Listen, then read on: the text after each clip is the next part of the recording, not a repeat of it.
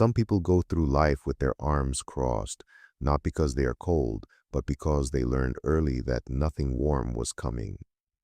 This is a story about a woman who stood that way for 24 years, and the man who reached out his hand and waited until she was ready to take it. Ada Solis had never once walked through the center of town without hearing something she was not meant to hear. A whisper behind a fan, a name dropped low enough to sound accidental but loud enough to land exactly where it was aimed. She was 24 years old in the summer of 1882, and she had spent every one of those years in a small cattle town in the Texas Panhandle where the dust settled on everything and the opinions settled even deeper. Her mother Connie had arrived pregnant and alone in the winter of 1857, carrying nothing but a canvas bag and a silence about the father that she would maintain until the day she stopped breathing. Connie took in laundry. She scrubbed linens for the families who would hand her their bed sheets through the back door but never invite her through the front. She raised Ada in a two-room house at the edge of town where the road turned to dirt and the neighbors thinned to none. And she taught her daughter two things that mattered. Keep your back straight, and never explain yourself to people who already decided what they believe. Ada kept her back straight. She learned to sew before she could read, and by 14 she was taking in mending for the same families her mother washed for. She had steady fingers and a precise eye, and the stitches she put into a torn collar or a frayed cuff were better than anything the dry goods store carried from the catalog. People used her work. They just preferred not to acknowledge her while doing it. The rejection was not violent. That would have been simpler in a way, because violence has a clarity to it. This was the other kind. The slow, daily erosion of being passed over. A seat left empty beside her at the church social. A merchant's wife counting change into her palm without meeting her gaze. Young men who looked at her across the square and then looked away when their mothers tugged their sleeves. Ada was beautiful in the quiet manner of someone who has never been told so. Brown curls that fought against every pin she used, a jaw that sat firm when she concentrated over her sewing. None of it mattered in a town where what your mother did or did not do followed you like a scent you could never wash away. Connie passed in the spring of that year. A cough that deepened through February, turned wet in March, and took her on a Tuesday in April while the mockingbirds sang outside as though nothing at all was different about the morning. Ada buried her beside the house under a mesquite tree that bloomed white every May. She stood at the grave alone because nobody came. Not out of cruelty, she told herself, out of habit. The habit of not coming was simply what the town practiced regarding the Solis women, and habits once established require no malice to sustain themselves. After the burial, Ada crossed her arms and walked back inside and sat at the table where her mother's coffee cup still rested, unwashed, and she stayed there until the light moved from one wall to the other and the room went dark. That was the lowest point. Not the grief itself, which was enormous, but the stillness that came after. The realization that the only person who had ever known her fully was gone, and that to every other soul in this town she was a silhouette, a rumor, a last name spoken in a particular tone. Emmett Calloway had not been into town in almost 5 months. This was not unusual for a man who measured conversation in single syllables and preferred the company of 32 head of cattle and a gray mare named Birch. He was 33, lean and wind-worn, with the dark sunburn that comes from working open country without shade. He ran a ranch 12 miles east of town that his Uncle Gerald had left him 3 years prior, and he ran it alone because that was how he had arranged his existence since the winter his wife and newborn son did not survive the delivery in 1878. He never spoke about it, not because the grief had faded, but because he had packed it into a place inside his chest that functioned like a sealed room. He knew it was there. He simply chose not to open the door. Gerald had left the property in fair condition, and Emmett had improved it through the patient, stubborn labor of a man who had nothing else to pour himself into. The barn was solid. The pastures held grass through most seasons. What the ranch lacked was any sign that a human being lived there with any intention beyond survival. No curtains in the windows, no garden, no second chair on the porch. He came to town in August for salt, flour, nails, and rope. 4 items on a list he had written on the back of an envelope because he did not trust himself to remember all 4 once the noise of people surrounded him. He tied Birch to the post outside the general store and went inside and handed the list to the clerk without pleasantries, because pleasantries required energy he had allocated elsewhere. He was loading the supplies into his saddlebag when he heard the voice. Not a shout, just the particular caring tone of a woman who has decided to be heard. It came from the dry goods store across the street. A merchant's wife, stout and certain, standing in the doorway with her arm extended in the gesture that means stop right there. Ada stood on the steps below, holding a folded bundle of finished mending, her posture perfectly still. The merchant's wife was speaking with the bright, performative volume of someone who wants witnesses, saying the stitching was unsatisfactory, the buttonholes uneven, that she would not be paying the agreed price. Ada said nothing. Then the merchant's wife said something quieter, something Emmett could not fully catch, but which contained the word mother and the word apple and the word tree, and the meaning was unmistakable. Ada's jaw tightened. She set the bundle on the step.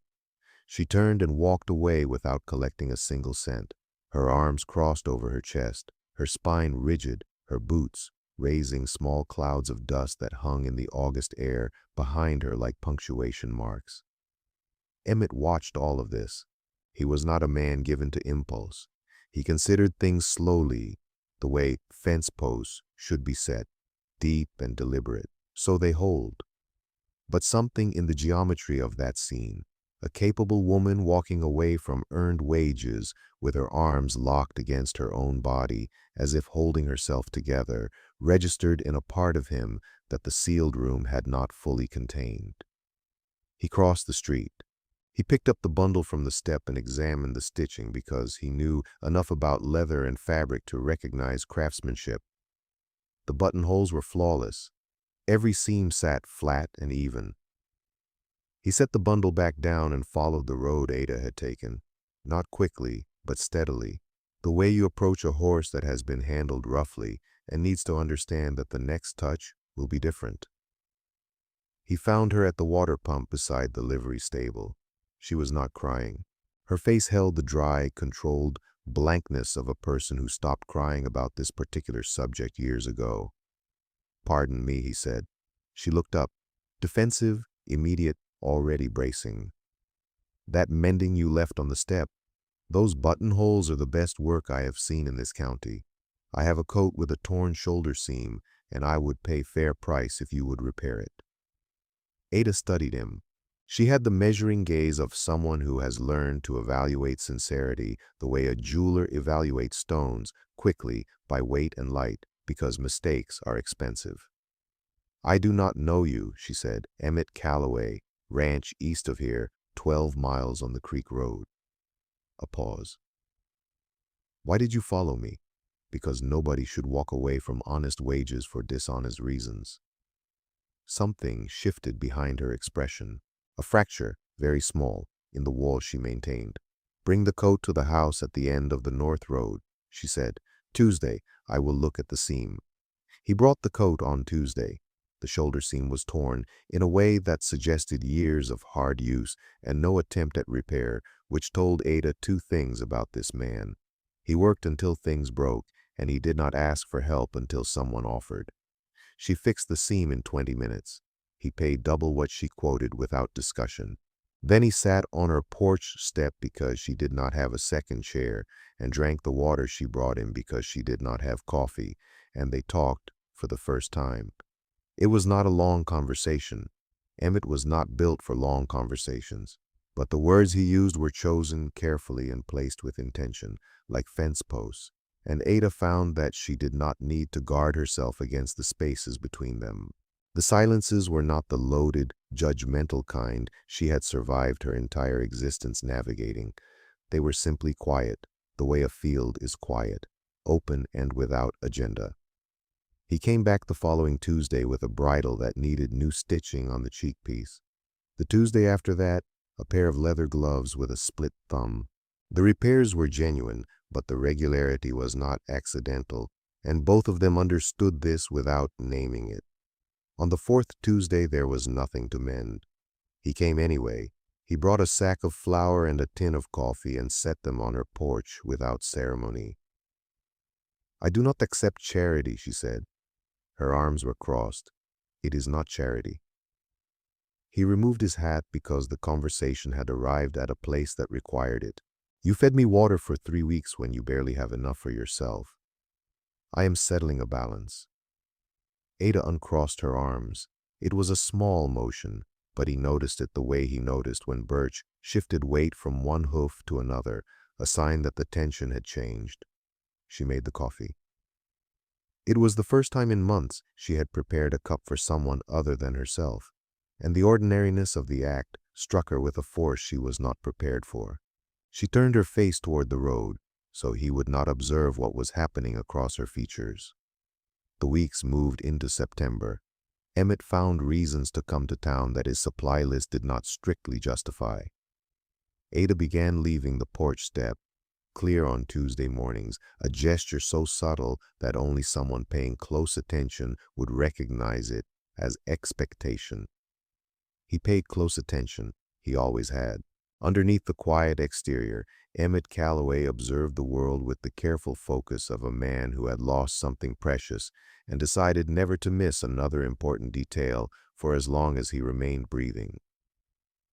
One October afternoon, he arrived and found her standing by the mesquite tree where Connie rested, not speaking or praying, just standing with her palms open at her sides. He waited by the fence. She turned and saw him, and something unspoken passed between them in the fading amber light. "Come see the ranch," he said. "Saturday. I will send Birch with the wagon. There's a chair on the porch that nobody occupies." She came on Saturday. She saw the ranch, the solid barn, the well-kept pastures, the house that was clean and functional and entirely devoid of warmth. She saw the single chair on the porch facing west, positioned toward a sunset that one person had been watching alone for 5 years. She saw the absent curtains and the absent garden and the absent second cup in the kitchen, and she understood Emmett Calloway completely in that moment, the way you understand a sentence when someone finally speaks the last word. They sat on the porch in the one chair and the step, side by side, and watched the sun drop below the flat Texas horizon, painting the grassland in shades of copper and rust. "This is a good piece of land," she said. "It could be better," he answered. "Most things are better when someone else cares about them alongside you." He looked at her. She was sitting with her arms uncrossed, her palms resting on her knees, open. He extended his hand toward hers, not grabbing, not pulling, just offering. Palm up, steady, patient. The same way you offer grain to an animal that has been starved, slowly enough that trust can arrive before contact. Ada looked at his hand for a long moment, a calloused, sun-darkened, honest hand that had rebuilt fences and delivered calves and carried flour up her porch steps without asking for anything in return. She took it.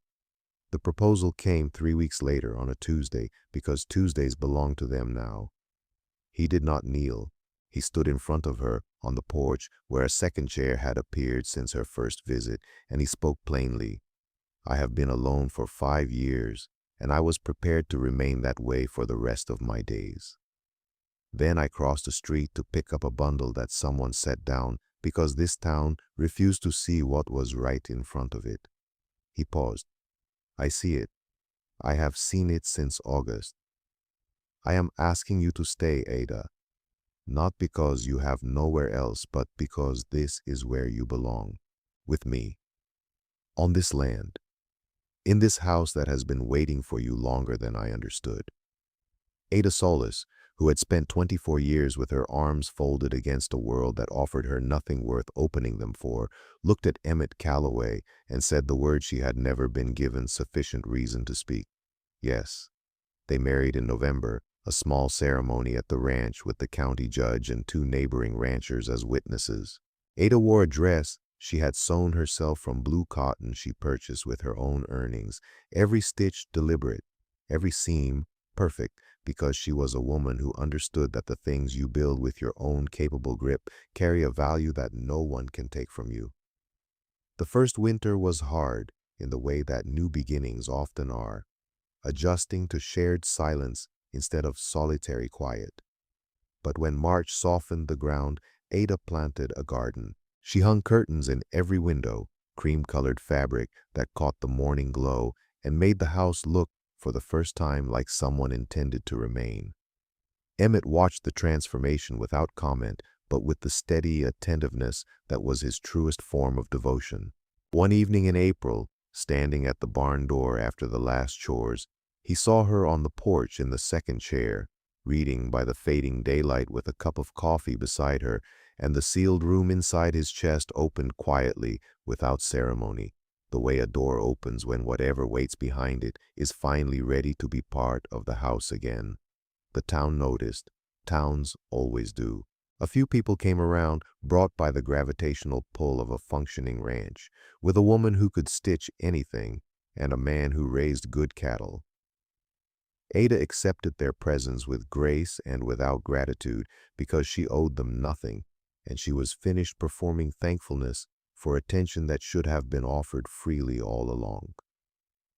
On a September morning one year from the day Emmett crossed a dusty street to examine a bundle of mending, Ada found him at the south fence checking the wire for winter.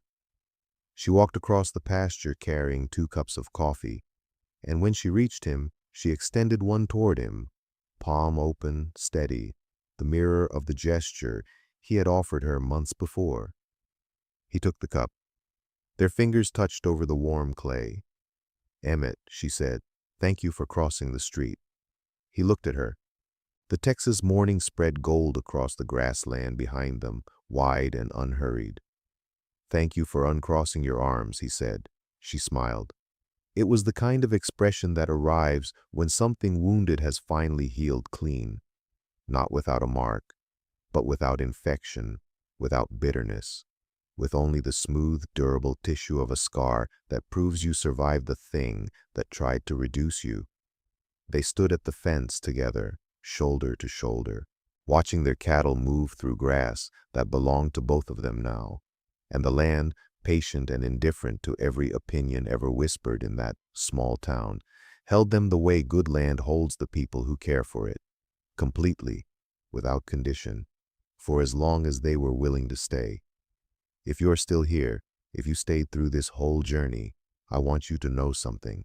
Your time means everything to me. These stories exist because someone out there chooses to listen, and that someone today was you. Wherever you are right now, whatever you are carrying, I hope this gave you a quiet place to rest for a few minutes. Thank you truly. Until next time.